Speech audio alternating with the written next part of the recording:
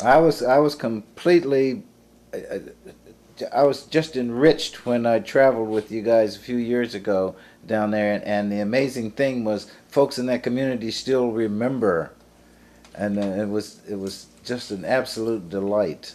Oh yes, you're so true. I was through there not long ago. I have a student that lives there now, and one of the people that I'm sure, if you ever can, you should call her on the phone. Her two sons were tutored by members of this band. They became famous with a group called the Hot Nuts. John Clark, and the other one's called Dub Clark, the Clark brothers. And they are very famous. Now, one passed away this past spring, I think. I didn't know he had passed, but his mother was like a matriarch to the fellows. Her name is Mrs. Rebecca Clark. Now, her phone should be listed under John Clark. That's in, I think that she should be listed in Carrboro, because that line, Carrboro line, dissects Orange County. So I think they live in the Carrboro section. You can step across the line. Mm-hmm. She is living, and one of her nephews was in the band. His name was, I think, Robert Sellers. He's still living, but I think he's I remember seeing that name on the roster. yes, and he's up in New York. I last heard that he was in a rest home. Mm-hmm. But yes, and someone called out Reginald. He was a town commissioner. Smith, that's it, Smith. Now, he was a longtime supporter of the band, very good friend. All of us were young at that time. And the bus station attendant, I think he's still living. He should be up in his age. He should be about 80. He was a bus attendant over 50 years there at Chapel Hill. Mm-hmm. And there's some people, and some of the younger kids that grew up and came back home still remember that B-1 band. Several of the fellas married some young ladies from that Chapel Hill. I won't go into details on the thing, but yes. And they have descendants. Chapel Hill, and what I was saying today, that band, what makes it unique, yes, not only the first, but it was the experimental group. Yeah. They had to test the water. What we did would have a backlash or an exception with those who followed at great lengths. So when Parsons was already an established band director, so With when James he became Parsons, you yeah mean? yeah Oh, yeah, so yeah. when he became like the titular head of the band, he was already established. Well, Now, he was a leader. That yeah. leader, yes. Now can you talk to me about when he made the trip to Washington as to why he couldn't become a band leader? Now, you know, one thing I've learned prior to dealing with men, especially in music. See, if you've ever been with musicians, they're not, you can't say they're envious, but they, you know, when you start allegations, unless they're factual, you make bitter enemies. Right. And Parsons is gone. Mm-hmm. He can't defend himself. So I don't have any documents or anything about his trip to Washington. All I can say is I heard. I don't know what he did. He is free to go to Washington. Now, what he did there, I never asked him. He could have gone to see his girlfriend or could have gone whatever, you know. I don't know. He could have gone and inquired. Sure. Yes, I don't blame him. Why? The man qualified for chief. He had spent, 18 months in the, 18 months in the service. Yeah. Now, he could pass the test. What did he have to do to be a chief. I don't know what they said he had to do, but some may have said, well, he had to have overseas duty or so forth. Well, I'm quite sure at that time somebody made chief without going overseas. But that would have been an exceptional, an acceptable excuse if that indeed was what happened in Washington. To me, that would be, to him, and would be to me, an unacceptable excuse for the simple reason, if it's done for others, why not could it be done for him? I understand. Yeah. But see, the fact that the B-1 band was transferred to Hawaii, first off, the philosophy of the B-1 band was the philosophy of the Navy music program, which was to assemble an organization, a musical organization, as a unit. And now once they are assembled and trained, we can take this unit and place them anywhere in the universe, and they can function like right now. And your band was formed that way. So to that extent, it really did follow the philosophy that was being used in the Navy music program. Now, had the war continued, the story that we hear about Parsons may have come true, because by having duty in Hawaii, which was overseas at the time, would have fulfilled this so-called qualification. You understand what I'm saying? Okay. Yes. Now, having said that, let me tell you about the qualification. I just mentioned, you go back on your tape, we spent 18 months there in Chapel Hill. Right. All right, we spent 18 months in Hawaii. Mm-hmm. Okay. Now, if the requirement was you have to have so many months overseas to make a band's chief rating, within 18 months, within his discharge time, you mean to tell me he didn't qualify?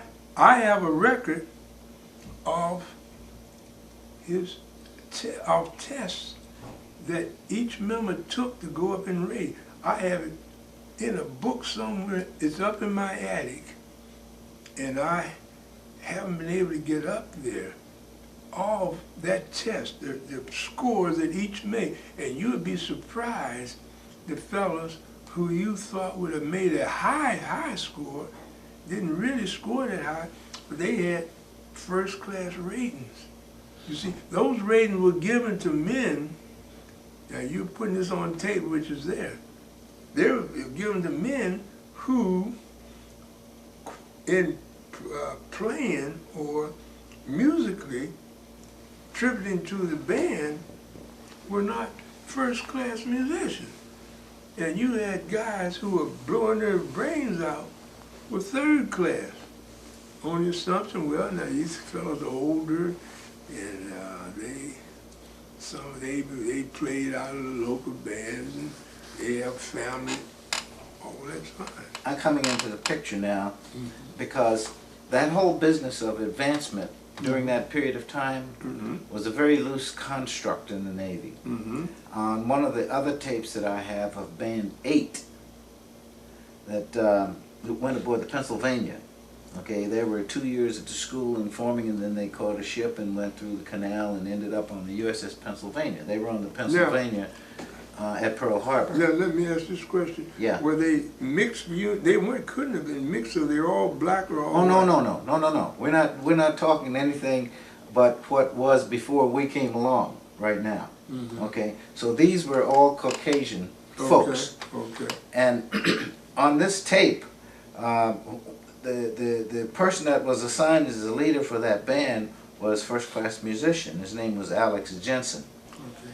And when they got aboard ship to relieve the band that was already on the Pennsylvania, the question was asked, well, how are you going to be the leader of this band? You're not a chief. I'm going to have to give you a test, whoever this was. Maybe it was the band director from the previous band. That I don't know. But the point I'm making is, it says, I'm going to have to give you a test. What do you play? And Alex Jensen said, well, trumpet.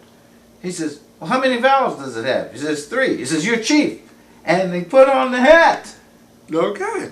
See, All so that's right. why I'm saying it's such a loose construct. So Right. if the excuse or the reason given was that you have to have overseas duty, any excuse will serve to prop that claim up if people are in that situation, you know. That's well stated. Yeah. And going back to the origin of this band, I've listened to different stories and so forth. But now let's go to the fact. There was a young lawyer, black lawyer, Thurgood Marshall, that after after bombing of Pearl Harbor, there brought about several instances of black heroes. This fellow on board ship grabbed a machine gun and shot down a Japanese plane. And there are heroes of black stewards off the Atlantic coast, shipwrecked, and he saved so many of his shipmates, you know, seamen. He was a steward, officer's valet, and it's on and on. But yet and still the Navy was rejecting the manpower that could be used in the Navy. And you'd be surprised, the mothers back home would say, hey, here we got walking around the street, and my son's out there being blown up down in the ship. You know, hey, this is a war to affect all of us. Why don't you get some of those fellas and put them in the service, see? Put them in the Navy, what's the matter? So the black newspapers, I remember this very well, because I used to read those. Journal and Guide out of Norfolk, Chicago Defender, Pittsburgh Courier. I knew quite a few people on this reporting staff. My classmate was a secretary in that office. Down in Amsterdam News, paper down in Kansas City, St. Louis. They were saying, hey, no black Marines, no black Navy men, what goes? And so this started people thinking, and your heads to be up in Washington, and it's something to think about to please some of their constituents. It's, well, maybe we can get some musicians there. You know, everybody see on the movies, blacks can clap their hands and dance and play, all that sort of thing. And they started doing that. And one of the things to do is get the musician. Well, you know, Emory and I were up at Howard together, and Emory was a junior and I was just a freshman. And I knew he was a veteran. Didn't know that he had been in the Navy, much less the not your band, but Band.2, the band that came down from Great Lakes to relieve you guys when you went to Hawaii. Yeah. And I know when I became chief, Emory was absolutely ecstatic, and I didn't know the reason why at the time. So we're going to be joined by Roy Lake is going to come on in now. Okay. Come on over, Roy. Just Okay. have a seat over there. Just pass right on by. Okay. So when I would come back to the School of Music for the clinics, Emory would always have me to come over to his school. He was at Norcom High School in Portsmouth at the time, and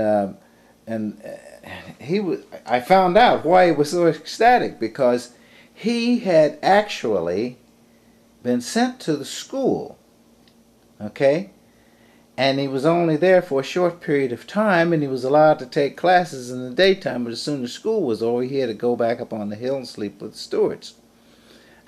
So, see, it was a funny bunch of stuff that went on. I want to work Roy Lake into this. What we've been doing here, Roy, we started out with Simeon and myself about how I came to know your band, and then the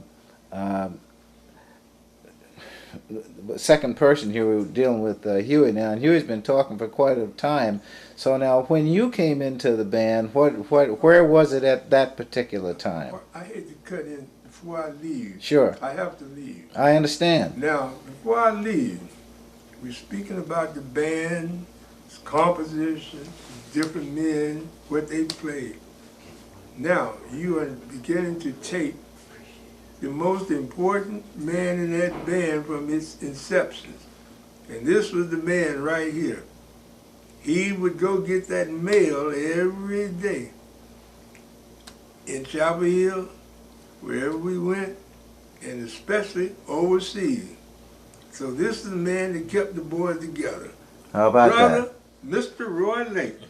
Hey, Raise his hand. He's the champ. hey, terrific. He's quiet now. Oh, that's all He's right. quiet, see. Still water runs deep. So give him his accolade. Okay. And I'm well, going to say aloha. Where's my stick? yeah, down on your right side. Okay, I'm going to put my glasses on. Huey, I appreciate your input just a tremendous amount, Enjoy. and I can't tell you how much.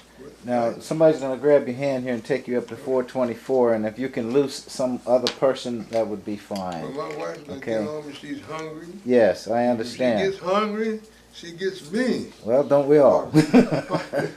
Okay, you take it. Okay.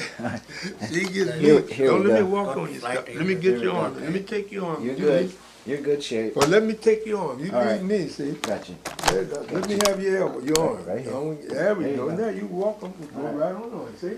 Yeah, No problem. We're going to trade and put on another arm here. Okay. There we go. Okay, who is that? Right here. Okay. Okay, come on. Terrific. Thank you.